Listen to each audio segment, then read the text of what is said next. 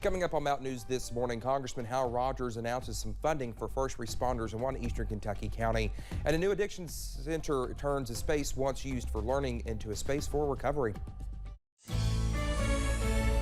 Dedicated to eastern and southern Kentucky, this is WYMT Mountain News this morning.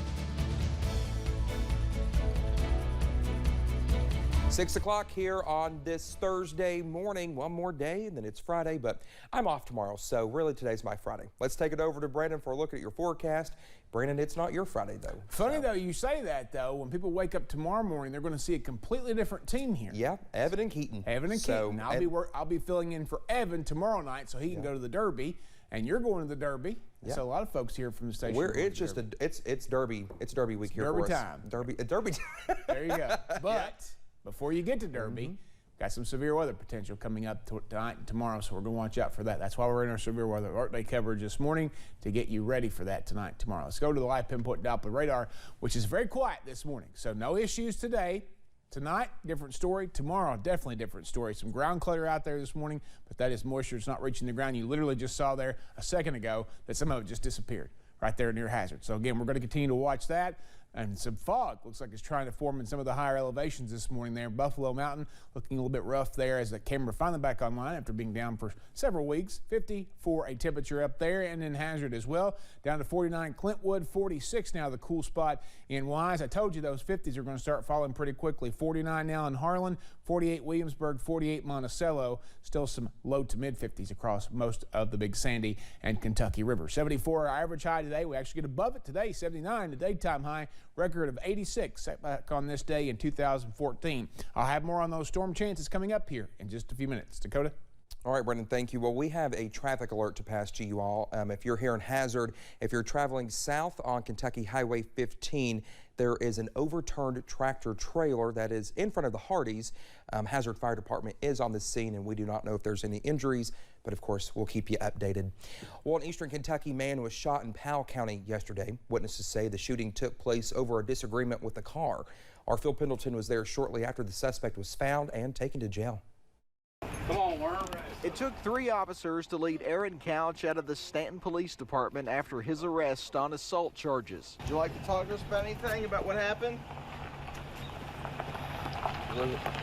Police say Couch shot a man at the Pine Creek Apartments. A woman who lived there and didn't want to be identified said there was a disagreement over her car. I wanted my car back at a certain point, and he just wouldn't give it back, and he stayed gone, and that's why that they even were here, was to get my keys back for me. I didn't know that anything was like that was gonna happen. I would have let him keep my car. I don't care. Couch was on the run for almost 8 hours. Police say after he was spotted, he took off running, even leading police across the Mountain Parkway before he was caught. To me, he's just another one of the boys that run here in this apartment complex. You know, I've seen him several times, but I don't know nothing about him, like on a personal basis. The shooting victim was said to be in critical condition. A friend of his said his gunshot injuries looked bad. So I was just holding his hand, and I was praying to God that he wouldn't die. Aaron Couch is facing charges of first-degree assault. Powell County, Phil Pendleton, WYMT Mountain News.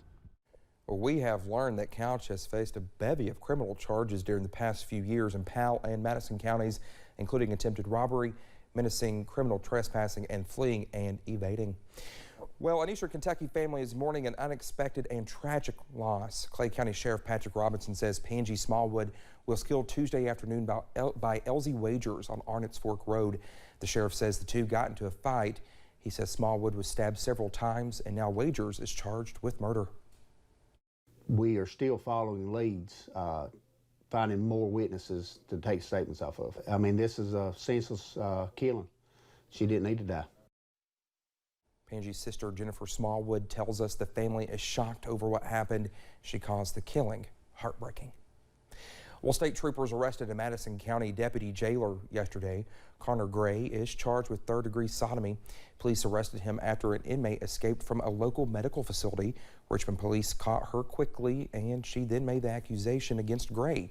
KSP launched an investigation and arrested him the same day. We're learning new details about a Madison County murder suspect accused of assaulting a jailer. Shannon Gilday is also accused of killing Jordan Morgan during a home invasion.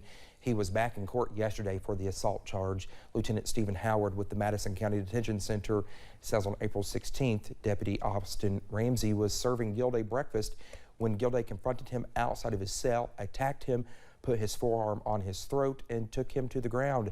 The lieutenant helped pull Gilday off the deputy. His attorneys are pointing to mental illness as the cause for this assault and the murder. All I can say is that it's clear to me from all the evidence, even though we're in the early stages of this case, that Shannon is profoundly mentally ill, and that this today was just another manifestation of that issue. This case has been sent to the grand jury. As for the original charges in connection to the deadly home invasion, the next court hearing for that will be next Thursday at Madison Circuit Court at 11 a.m. We're learning more about a crash in Laurel County that happened Tuesday night on Highway 30. Now, we know at least 2 cars were involved. One person was taken by EMS. We don't know their condition at this time. The London Laurel Rescue Squad says a deer in the road was the likely cause. The road was closed for several hours due to fluid in the road. Congressman Hal Rogers paid a visit to Johnson County yesterday at the US 23 Country Music Highway Museum to announce grant funding for first responders. $859,000 will be given to first responders in the county and the city of Painesville in order to update the area's radio communications. Painesville-Johnson County Emergency Management Director Gary McClure says this will allow an overhaul in the way communications is handled and allow first responders to go completely digital.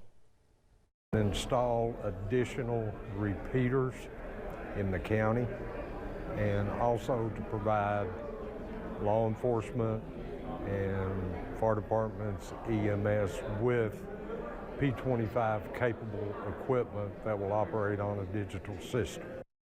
Congressman Rogers also said the upgraded communication system will save lives and allow first responders to do their jobs more effectively and efficiently. Addiction grips many families in our region, but there is hope out there.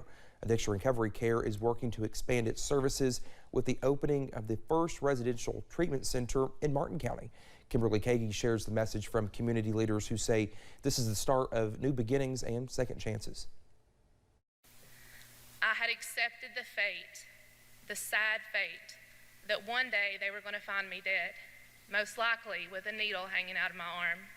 But instead, Vanessa Keaton says she was given a second chance in recovery, the chance to rebuild. We got to give it a second chance. That's also the case for the former Inez Middle School. It's now a part of Addiction Recovery Care's residential treatment centers. We'll have somewhere around 50 employees here that are treating those folks, and it'll be a residential program where people come and stay, and we'll be here 24 hours in a staffed facility. White Oak Hill will be a 140-bed men's residential drug and alcohol treatment center. Each room has been transformed. At one point, this was a library. Now it's going to be used as a recreational center. Classrooms shifted into sanctuaries and counseling centers, continuing the legacy of learning. The opioid and drug epidemic has taken so many lives, and it's deterred and detoured so many others. What we're seeing here today is a community that has come together to provide the resources to give so many people second chances. Working within their communities to heal.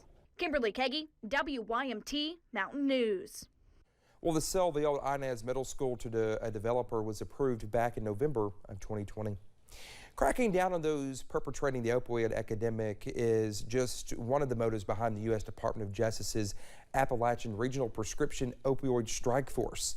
Federal, state, and local leaders with the strike force, also known as ARPO, gathered in Cincinnati yesterday to announce that since the operation's conception in 2018, the task force has charged more than 100 people responsible for distributing more than 115 million opioid pills.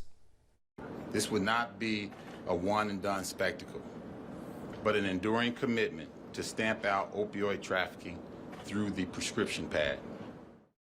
Those with the task force add that they try to provide recovery resources to those who have been taken advantage of by these medical professionals.